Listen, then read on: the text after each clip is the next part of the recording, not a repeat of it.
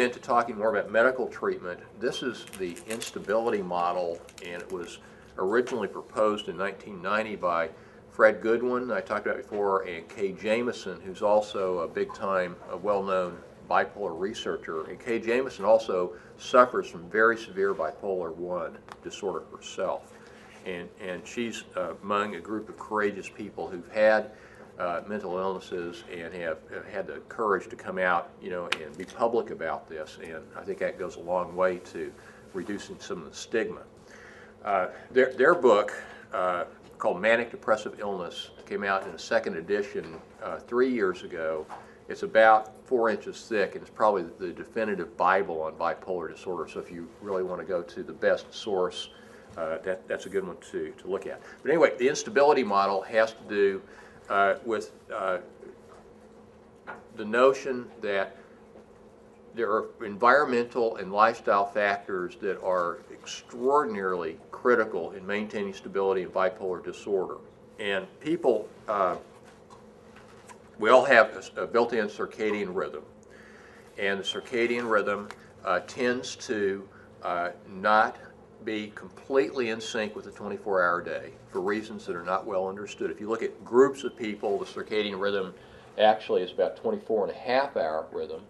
And so if left on its own, it will drift. It'll be out of sync. The circadian rhythm has so much to do with things like sleep and wake cycles, obviously, but also a very predictable diurnal changes in body temperature and the secretion of certain hormones that occur during parts of the day. Cortisol, for instance, is very high during the morning. Growth hormone is released almost exclusively during slow-wave sleep at night. The function of the immune system, and on and on and on. And the circadian rhythm, if it maintains its integrity, also facilitates the stable brain functioning. Now, most of us can get away with violating things that throw a wrench in the circadian cycle. We can travel across time zones and maybe experience jet lag, but we certainly don't end up in the hospital with psychotic mania if we travel to the East Coast.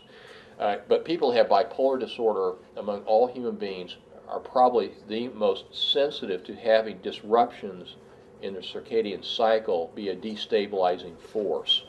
And this has led to interventions, certain kinds of psychotherapies and lifestyle interventions that have shown to be very, very helpful with bipolar patients. And I can't begin to think that a person even has a shot at surviving bipolar unless they take their medicine and adjust their lifestyle.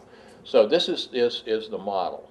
Now, for most, well, not most, for human beings, what regularizes and stabilizes the circadian rhythm has to do with the first dose of light that you get in the morning. Human beings, evolving for 5 million years to the equator, got used to, and their physiology developed around and organized around certain predictable environmental stimuli. And one of those is at the equator, the sun comes up at the same time every day, 365 days a year, give or take just a few minutes. Okay, so getting bright light is what normalizes circadian rhythmicity. It's like if you have a watch that runs fast, you have to reset it each day, and then it's more or less okay to use during the day, but you have to reset it every morning so it's operational. The circadian rhythm is the same thing, and what stabilizes what is called entrainment, that normalizes circadian rhythmicity primarily has to do with the first dose of light each day at the same time, but also extraordinary regularity in a number of different domains of our daily life, like the time of day that you eat, the time of day that you exercise, the amount of bright light that you get 365 days a year, that when these lifestyle adjustments are made in the direction of enormous regularity, people simply do better. Okay, so that is their model. So this is what's recommended: regular times to go to bed and to wake up. Now, it's looking more and more like that. What really matters the most is getting enough sleep and waking up at the same time each day. People can go to bed, make themselves go to bed at the same time each night, but that doesn't mean that they're going to fall asleep, okay? But ultimately, people have control over when they wake up. I mean, you can make yourself get up. People do it all the time to go to work. And I'll tell you, some of these lifestyle things here, things I'm not especially wild about doing. I would much rather have slept in this morning. I don't know about any of you, but I mean, try to get bipolar teenagers, to wake up at 6:30 on Saturday and Sunday morning. Okay, they're not going to want to do that, right? But this is not a small issue. These are high yield interventions. Okay, what Jameson and Goodwin found in the large scale, and of course these are group studies, is that the people that do best with bipolar illness over years, okay, are those that get on a regular basis between 7 and 9 hours of sleep at night. Those get less than that or more than that tend to be more unstable. And so what you want to do is try to get an adequate amount of sleep, but the key factor here is waking up at the same time each morning. But it's not just waking up, it's getting some light. And I think we talked about dawn stimulation in an earlier class. This doesn't have to be sunlight because, if you wake up at 6:30, sometimes in the winter, the sun's not up. But it's simply turning on light in your bedroom, So it's waking up and getting some light helps to regularize the circadian rhythm. Okay. There's a therapy approach called social rhythm therapy. We'll talk a little bit more about it in just a minute, but it also includes the maintaining social rhythms. Now, what this means is, one is to avoid intense emotional, interpersonal stuff in the evening time. People have arguments or, heated discussions or what have you. It tends to make it harder to go to sleep or to go, especially get into your first episode of deep sleep. Sometimes this is hard to avoid, but I mean, people do have some choice, about, when they're going to bring up issues and they need to do it earlier in the day. Every time you eat, you change the chemistry of your body. And for most of us, we can have very irregular times that we eat, and overall, it doesn't really make that much difference. But here, having great regularity about the time that you eat can make a difference, okay? Exercise is great for combating depression, and people exercise less in the wintertime than they do in the summertime, and this may be a contributing factor to there being a lot more depressions in the winter in bipolar. Okay, so the goal here would be to try to normalize the amount of exercise that you get year-round. Okay, so if it's 15 minutes a day on the treadmill or something, do it year-round. Also, amount of bright light exposure, and I think I may have mentioned this in our last class, but in bipolar patients, you get a lot more manias in the summertime. Anything that treats depression can provoke mania, and bright light therapy treats depression. Okay, so you want to have the same amount of exposure 365 days a year. Okay, again, lifestyle choices that a lot of us would find to be a real pain in the neck, but they're high yield. Whoops, what's happening here? Stop that. Okay. These are really poison for bipolar disorder. Shift work, forget it. You just can't do it. Okay.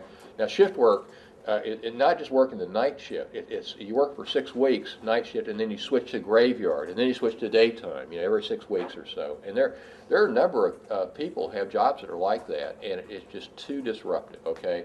Time zone changes it's dicey. I had two physicians that had had their first manic episodes. One of them went to Europe and one of them went to Asia, and they both ended up getting hospitalized overseas for having their first manic episode. Now I keep talking about these physicians. After I left Kaiser, about 2/3 of my practice were physicians, so maybe a disproportionate representation of physicians. But anyway, these two guys in the same year just got floridly psychotic because of time zone changes. And I've had people talk to me about this, either a person that has bipolar or a spouse, and say, we really want to go to Europe, but I've read about time zone changes, and what do you do? And the best thing to do is don't go to Europe. Try to stay in your same time zone if you can, but people also want to have a life too. And so what I think it means is, number one, is that you anticipate this well ahead of time. and and that the person who has bipolar talks with their prescriber, and probably it's wise to begin to increase the dose of especially anti-manic drugs. It's especially mania that's more likely to get provoked by time zone changes, to give a better safety net. Okay, plan to instead of doing a 24-hour nonstop kind of. I mean, I've done this to Europe, where you have layovers and you get there and it takes 20 hours or something like that. Is to fly to the East Coast, take a day, sleep. I mean, just the stuff that would make a lot of sense. But to be extraordinarily cautious and also really, really avoid the use of alcohol.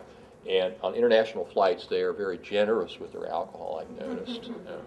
Okay, substance abuse, an obvious thing, and disrupted sleep. And when I was in grad school, I worked at the counseling center at Baylor, where I went to school, and we would have these freshmen usually get brought into the health center, and they were crazy. They were psychotic. They were manic, and it wasn't infrequent at all that this would occur around the time of their first semester of midterm exams, where they pulled a couple of all-nighters, and then sleep disruption is a very potent factor in causing especially manic episodes. So just lots of attention needs to be devoted to maintaining good sleep habits.